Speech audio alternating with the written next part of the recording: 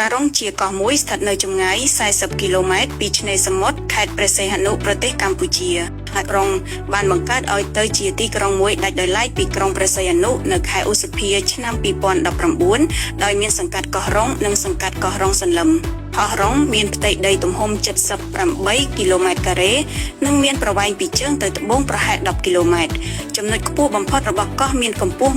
133ម៉ែត្រពីនីវ៉ូទឹកសមុទ្រកោះរុងគឺជាគោលដៅទេសចរដែលកំពុងពេញនិយមសម្រាប់អ្នកដែលចង់លំហែកាយតាមកោះនៃប្រទេសកម្ពុជាកោះនេះគឺជាកោះដ៏ស្រស់ស្អាតបំផុតនៃតំបន់កំពង់សោមចាប់ពីខែធ្នូទៅរហូតដល់ខែមេសាទឹកសមុទ្រនឹងប្រែជាពណ៌ខៀវស្រងាត់ឆ្នេរខ្សាច់ពណ៌សក្បុសស្រស់ស្អាតជំនោរសមុទ្រដ៏បរិសុទ្ធជាមួយនឹងសម្រស់ធម្មជាតិដែលមិនអាចកាត់ថ្លៃបានហើយទេសភាពដែលស្រស់ស្អាតបំផុតគឺនៅក្នុងខែកុម្ភៈហើយពីនេះទៀតកោះរុងគឺជាកន្លែងអភិរក្សសត្វសមុទ្រដ៏ល្អមួយហើយនៅរមណីយដ្ឋានកោះរុងក៏ជាកន្លែងកម្សាន្តដ៏ល្បីល្បាញសម្រាប់ភ្ញៀវទេសចរមុជទឹកមើលផ្កាថ្មប្រព័ន្ធជីវៈចម្រុះនិងមើលសត្វសមុទ្រនៅបាតសមុទ្រជាដើមគេឃើញមានការថ្មដុះនៅជុំវិញកោះរុងនិងកោះរុងសន្លឹម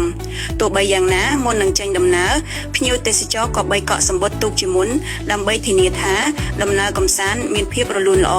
សម្រាប់សម្បត្តិជិះទូកទៅកោះរុងមាន2ប្រភេទគឺទូកលឿនម្នាក់$15និងទូកឈើតម្លៃ$10